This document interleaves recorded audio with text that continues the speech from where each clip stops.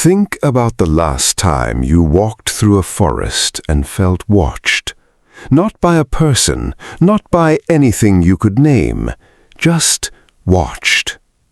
Now imagine this: 50 crows arranged in a circle, silent, no calling, no movement, no chaos, just stillness and a dead bird in the center.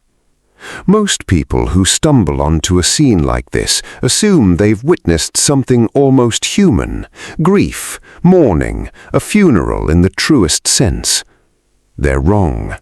What is actually happening in that circle is not mourning, it is a forensic investigation. And the dead crow on the ground is not the most important thing in that clearing. You are. Because the moment you step closer, the moment you make a sound, snap a twig, disturb what they are doing, you will trigger a consequence that will follow you for the rest of your life and outlast it.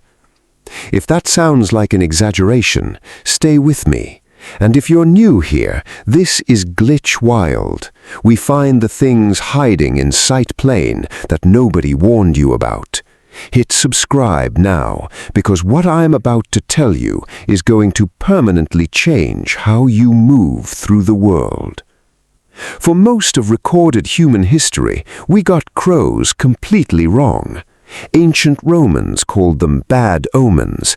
Medieval Europeans blamed them for plague.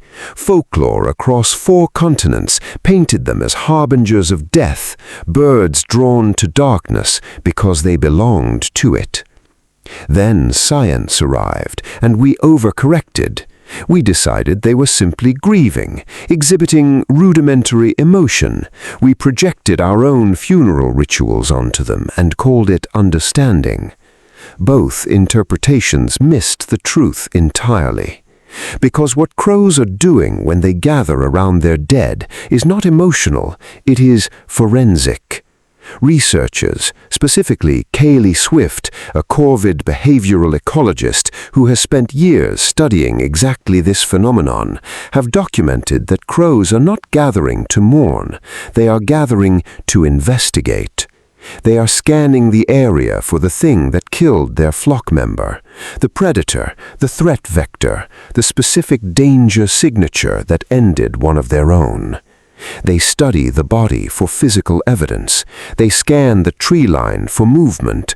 They log every detail of the surrounding environment into a cognitive map that we are only beginning to understand. Think of it as a crime scene investigation conducted without badges, without instruments, and without any of the limitations that slow human forensics down. No warrant needed, no chain of custody, no due process, just cold, precise, biological intelligence applied to a single question. What killed this bird, and is it still here? They are not just looking at the body, they are looking at every living thing in that clearing, including you. To understand why disturbing a crow funeral is genuinely dangerous, you need to understand what is happening inside that skull. A crow's brain weighs approximately 7 to 8 grams, a quarter of an ounce, the size of a walnut. What it does with that weight is the problem. Their encephalization quotient, the ratio of brain mass to body mass, sits at 2.49.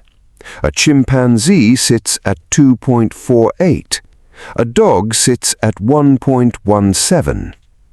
In raw cognitive terms, the bird watching you from your fence post is operating at intellectual parity with one of our closest genetic relatives. But raw intelligence is only part of it. The specific capability that makes disturbing a crow funeral a life-altering mistake is facial recognition. Crows possess a neurological system dedicated to identifying, storing, and recalling individual human faces, A system that functions with accuracy that human security technology has only recently been able to match. They are not seeing a shape. They are seeing you, your specific jawline, your eye spacing, the way you hold your head when you look up. And when you walk into their forensic investigation and disrupt it, when you become an uncontrolled variable in their crime scene, their threat assessment system does something that should concern you deeply. It stops investigating the body, and it starts investigating you. You are no longer a bystander. You are a suspect. And being a suspect in a crow's forensic investigation is not a temporary status. There is no exoneration process. There is no case closure. Once your face is lodged as a threat, it stays lodged. But it gets worse, much worse. And this is where the science becomes something that should genuinely keep you awake.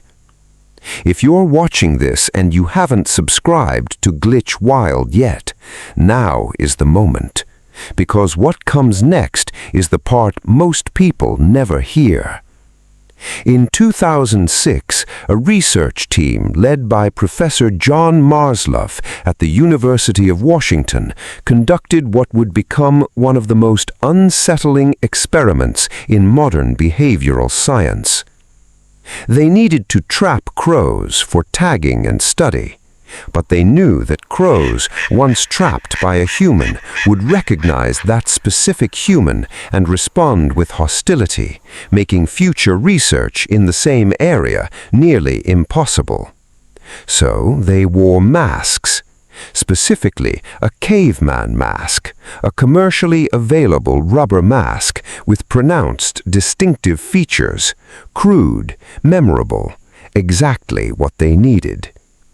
Researchers trapped crows and released them on the University of Washington campus while wearing this mask. The crows were unharmed. The interaction lasted minutes. What happened next rewrote what we thought we knew about animal cognition. Within weeks, every crow on that campus recognized the mask. Not the researchers, not humans in general. That specific face. Crows that had not been trapped, crows that had only watched the interaction from a distance, began dive-bombing and screaming at anyone wearing that mask. They recruited other crows. They escalated. The number of aggressive birds grew larger over time, not smaller. 5 years later, 5 years, researchers put the mask back on and walked the same campus. The original crows that had been trapped were still hostile, but they were joined by crows that had hatched after the experiment.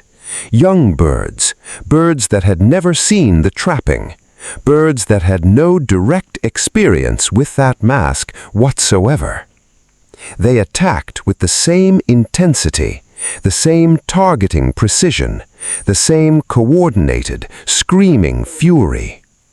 Dr. Marsloff's team confirmed what the data was showing. The crows had taught their children to recognize and attack a specific human face, not through genetics, not through instinct, but through deliberate cultural transmission. The same mechanism by which human parents warn their children about dangerous people in the neighborhood, except with a neurological accuracy that our children cannot match. They passed down a face, a grudge encoded into the next generation as a survival lesson. Which means this: if you disturb a crow funeral today, you are not making an enemy of the crow in front of you. You are making an enemy of every crow it will ever raise.